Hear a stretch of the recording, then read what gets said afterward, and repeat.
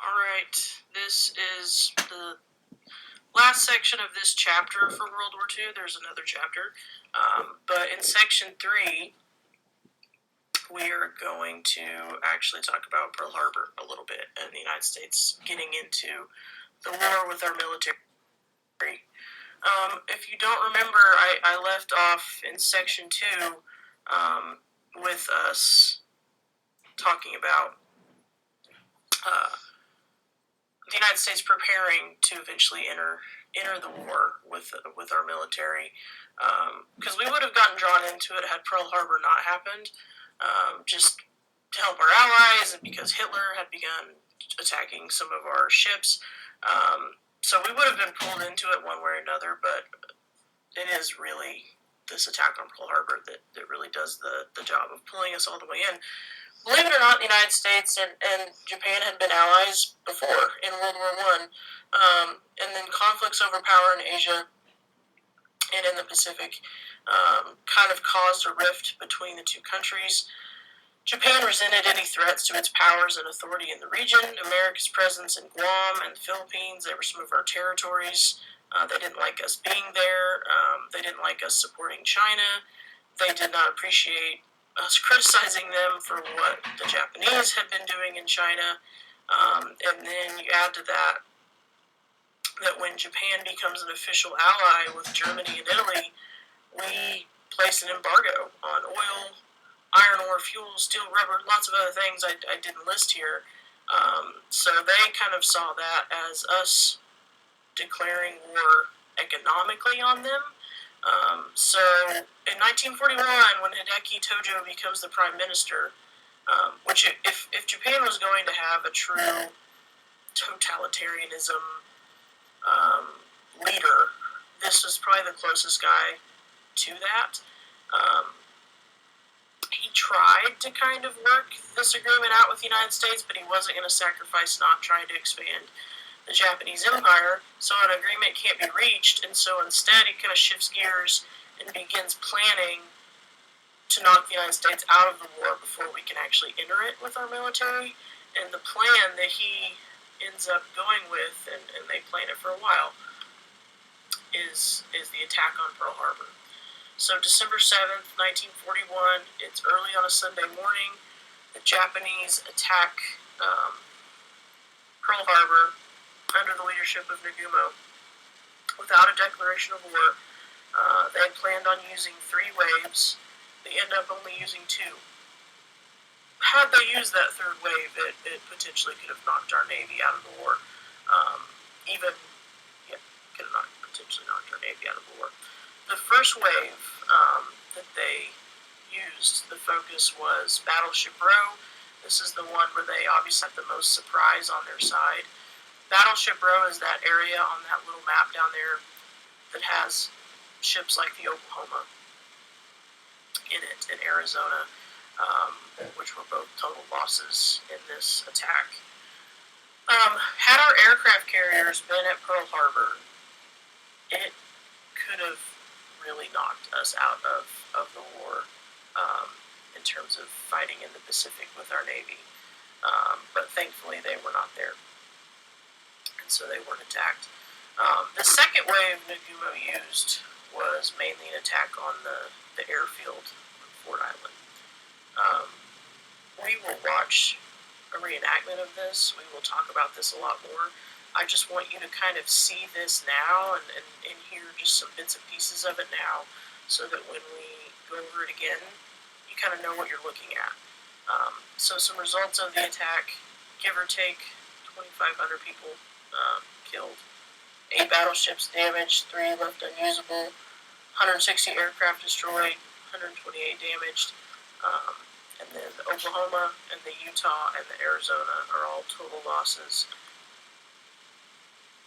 This is a picture of the Arizona on the left. It sinks during the attack.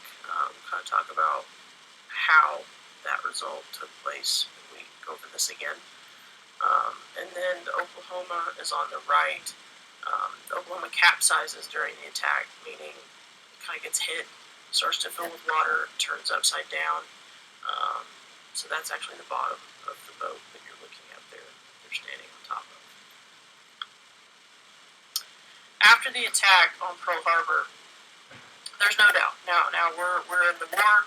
Americans that were kind of on the fence about us getting involved in World War II, we're really off the fence now because we've been attacked. We've been attacked without a declaration of war on our home soil, and we're mad. So Roosevelt calls the date famously in his speech, a date which will live in infamy, and he formally asked Congress to declare war on Japan. So the picture there of him is him giving that speech, the date which will live in infamy speech, and then the picture next to it is actually the speech that he gave, and you can see kind of the notes that were made on top of it, some of the words that he changed, so I think that's kind of an interesting look at his speech.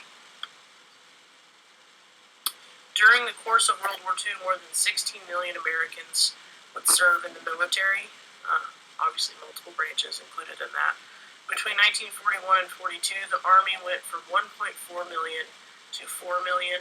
The Navy increased from 300,000 to 600,000, and the Marines expanded from 54,000 to 150,000. Military was made up of Americans from all cultures, backgrounds, and ethnicities, but our military was still fighting in segregated units. So there were African Americans that fought in World War II, several, but they were in all black units. That's something we will talk more about as we go through this. Over 350,000 women also responded to the call for service, and actually were service women. So the Women's Army Corps, or the WAC, provided clerical workers, truck drivers, instructors, lab technicians for the U.S. Army. 57,000 women served in the Army Corps of Nurses overseas. In January of 1942, the government set up the War Production Board, and they started to convert our economy from peacetime to wartime again. We had done this in World War I. We talked about it then, and then we do it again here in World War II. And it's for a lot longer this time. Okay, some of the pictures here. The picture of the women on the left, these are pilots. Their job was to work on planes and transport them across the country as more and more planes got built so that the planes could be sent out to be used in combat. And then the picture on the right is some guys at boot camp. And then the graph in the middle just shows you aircraft production of lots of the major countries involved in World War II and kind of when it ramped up and when it didn't. Obviously, we had very high aircraft production during World War II. In 1941, so this is something that it gets kind of forgotten about, I think, sometimes, or overlooked, is the Philippines being attacked. Sorry about that. The Philippines being attacked and taken the same time, virtually, that Pearl Harbor is hit. And that was a calculated move by the Japanese. So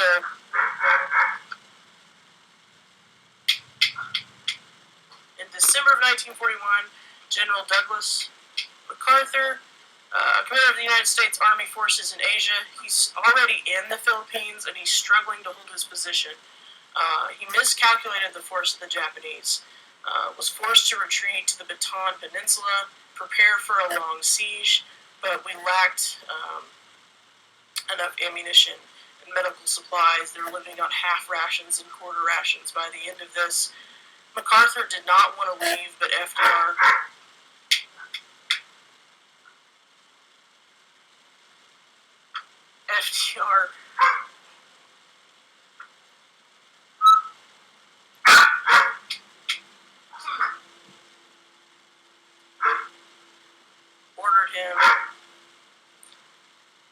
ordered him to evacuate to Australia. So, but he had to leave his men behind. They were able to hold out until May of 1942, but 75,000 men had to surrender to the Japanese, and then the Japanese troops, they forced them to march. They're EOWs, and they forced them to march 55 miles up the Bataan Peninsula to a railroad station. The railroad took them inland, and then another 8 miles. This is known as the Bataan Death March, and if POWs stopped or slowed down, they were shot or run over with military jeeps. More than 7,000 Americans and Filipinos died just marching to the prison camp that they were taking them to. This obviously was breaking international laws on how you treat POWs, and it's something that the Japanese would answer for after the war. But it is something that occurred during the war. Throughout the Pacific, Japanese forces continued attacking and conquering. They secured important oil and rubber supplies for Japan. Since we put a embargo on that, they had to find other places to get it. And allies needed to act quick, with the Japanese setting its sights on Australia next. So FDR wanted to retaliate against Japan to try to kind of lift the spirits of the United States and get kind of a sort of a moral victory, I guess you could say. And so what they come up with is something called the Doolittle Raid. The Doolittle Raid was planned by Colonel James Doolittle, hence the name. When they were 800 miles away, which was further than they planned from taking off, but they were detected. 16 big bombers took off from the USS Hornet, which is an aircraft carrier, and flew over Tokyo, dropped bombs on it, and then because they had to take off earlier than they planned, they didn't have enough fuel to get back to the aircraft carriers, had to crash land in China. The raid didn't do very much to actually hurt the Japanese war effort, but like I said, it boosted the morale of U.S. troops and U.S. citizens. Alright, this is the last slide we'll go over today.